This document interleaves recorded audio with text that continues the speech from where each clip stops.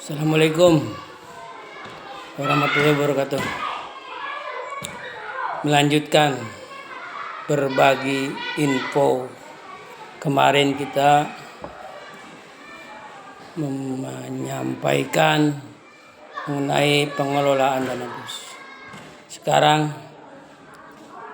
mengenai perlombaan. Pertama kali saya diangkat menjadi kepala sekolah. Utang banyak, bos habis, murid sedikit, guru-guru semua saya katakan itu serba minim kemampuan, minim. Sampai saya melaksanakan mengurusi dapodik sendiri, ngeprint rapot satu sekolahan saya sendiri. Tapi biarlah.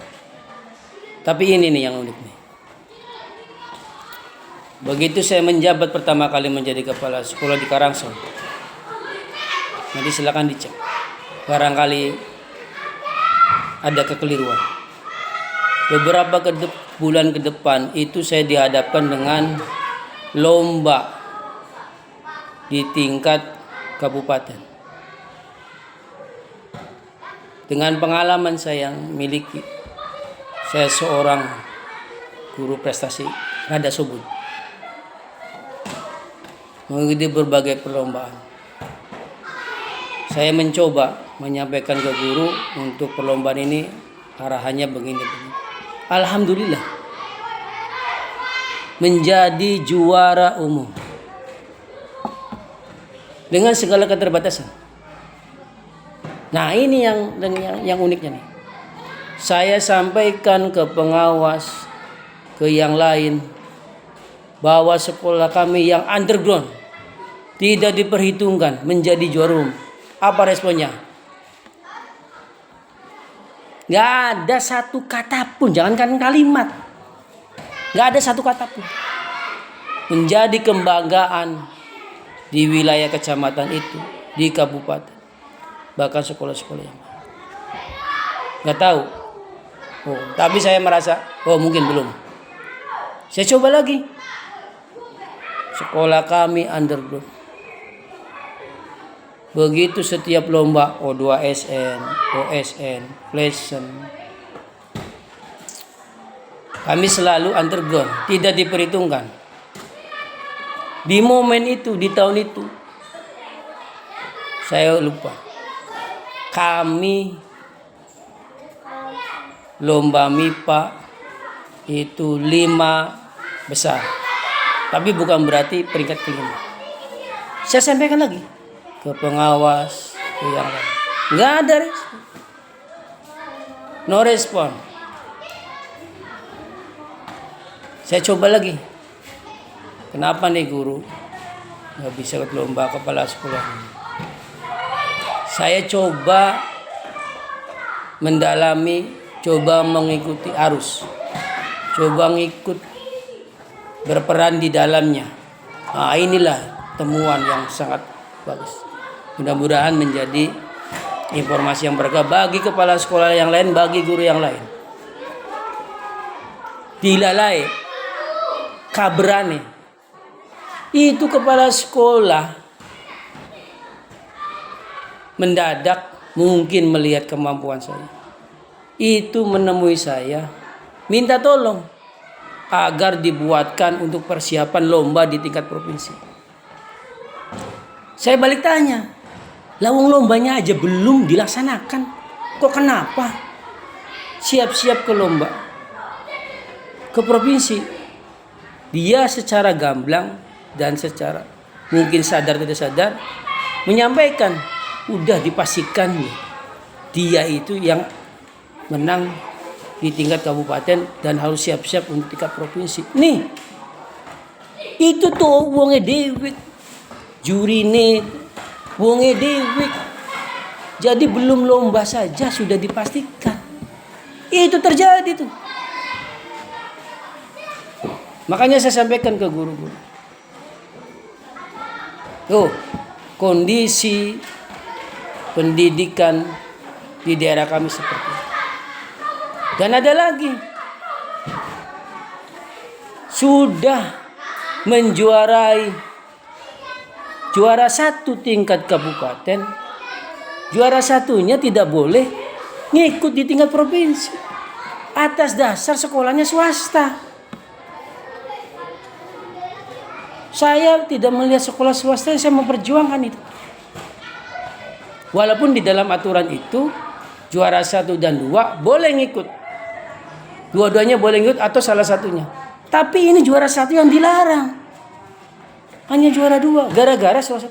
Seharusnya kalau misalkan dilarang, saya sampaikan di awal pada saat pendaftaran tidak boleh diikutkan. Ini mah sudah dilombakan dari tingkat kecamatan, sudah menang. Tadi hanya sebatas sekolah yang diunggulkan.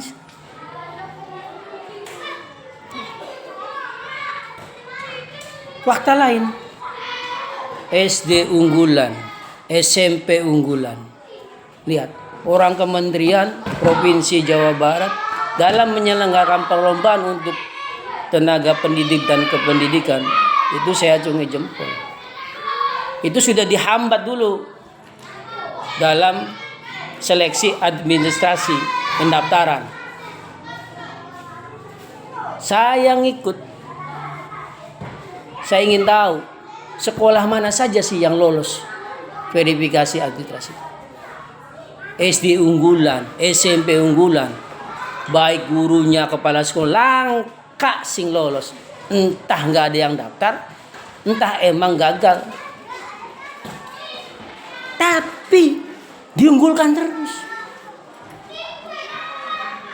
Sekolah lain malahan justru sekolah-sekolah yang underground yang bisa, kepala sekolahnya, guru yang tidak diperhatikan. Dan anehnya lagi, saya ngikutin sama dengan teman saya, tidak juara, catatan ini, tidak juara, hanya sebatas lolos tingkat tertentu tapi tidak juara karena wong dewek langsung dipromosikan, langsung menjabat sekarang jadi pejabat. Tidak juara itu tuh, tapi laporannya juara.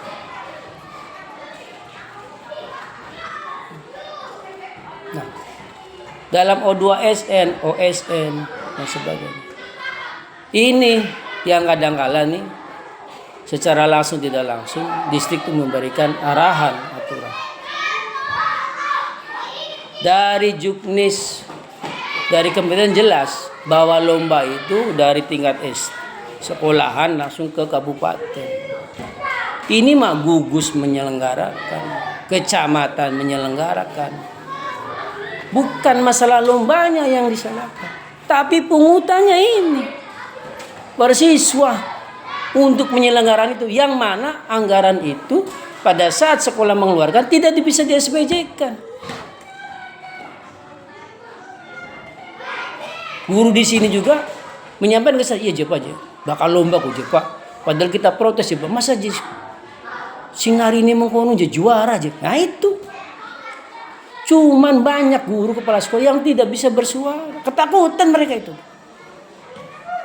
Makanya saya menduga, saya aneh, khawatir bagi saya nih, bupati tidak tahu, Pak Gubernur tidak tahu. Sudah nyata-nyata pendidikan di Indramayu itu gagal itu tuh, masih pengen jalan. Orang-orang ditambah lagi salah. Kalau ada kegiatan MTQ, kegiatan 17-an, kegiatan apapun, camat itu tuh ikut merongrong sekolahan tuh. Sekolah harus berpartisipasi. Tambah surat resmi itu tuh.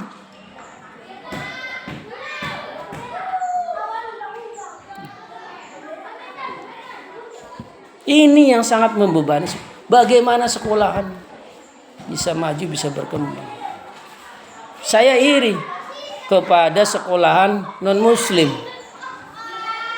Gak pernah diganggu, gak pernah diusik. Gak pernah ada pungutan yang seperti itu. Gak ada yang ditekan. Nyantai-nyantai saja. Malahan dia bisa ikut lomba di luar, yang dari kecamatan, yang di luar kabupaten. Bisa eksis dengan sendirinya. Iri saya tuh. Kok bisa? Kita kiprang karawang dewek bahin menekan. Hanya ingin mempertahankan posisi jabatan, menyenangkan pejabat. 5 hari ke tahun, begitu saja. Kenapa sih?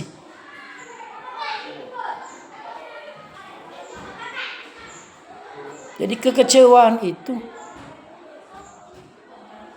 karena tidak ada yang bersuara. Mulai sekarang saya bersuara. Baik saya nanti berhenti jadi kepala sekolah, jadi guru, maupun jadi pegawai. Akan saya suarakan itu.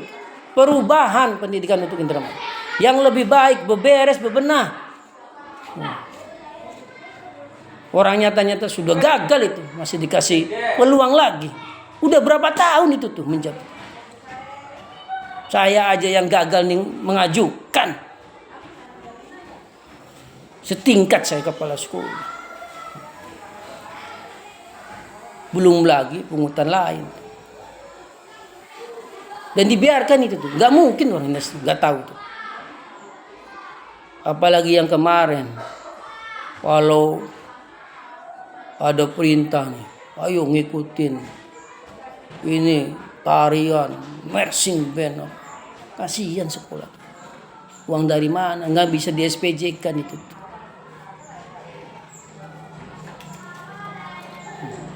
Harus berpikir di sana kemari. Makanya ada guru yang bertanya ke saya, Pak Haji, sekolah yang muridnya banyak apa? Itu tuh ada hutangnya? Ada itu tuh. Kemungkinan ada itu. Nanti akan terlihat pada saat pergantian. Itu akan dimunculkan itu tuh. Ya. Makanya saya nih saksi hidup. Dari saya menjadi honorer di Kecamatan Jati Barang, baik di Indramayu, yang semula dulunya sekolah itu bagus, sekolah itu banyak muridnya, sekarang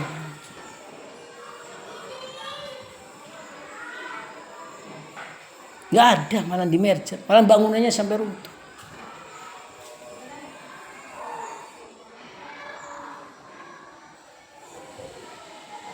Walaupun setiap tahun ada kinerja kepala sekolah, ada kinerja guru apa. Tadi hanya sebatas formalitas menurut saya. Bayar mani. Yang mana pembayaran? Nggak bisa di SPJ. Kenapa sih sudah dapat gaji apa tuh? Kalau nggak ada itunya, malas-malesan. Dipersulit.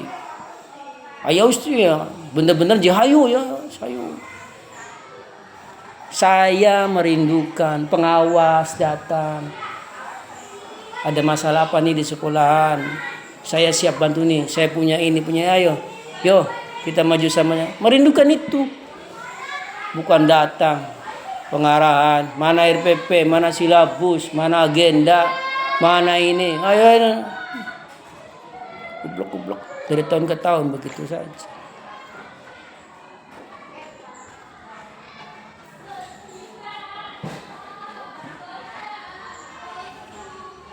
Jadi ada skala prioritas yang harus dibenahi. Jadi bagi teman-teman guru, teman-teman kepala sekolah, misalkan masih ngotot saja atau mau atau ingin berperan ikut lomba, itu kenyataannya begitu. Kita percaya mah enggak. Saya mah hanya menginformasikan itu pengalaman, dan saya mengalami ikut karena tahu di dalamnya seperti itu. Saya diam karena saya ingin tahu, tinggal nunggu momen saja. Terima kasih. Saya akhiri billahi taufiq walhidayah. Wassalamualaikum warahmatullahi wabarakatuh. Selanjutnya akan kita bahas informasi yang lain yang lebih detail lagi yang ada di dunia pendidikan. Wassalam.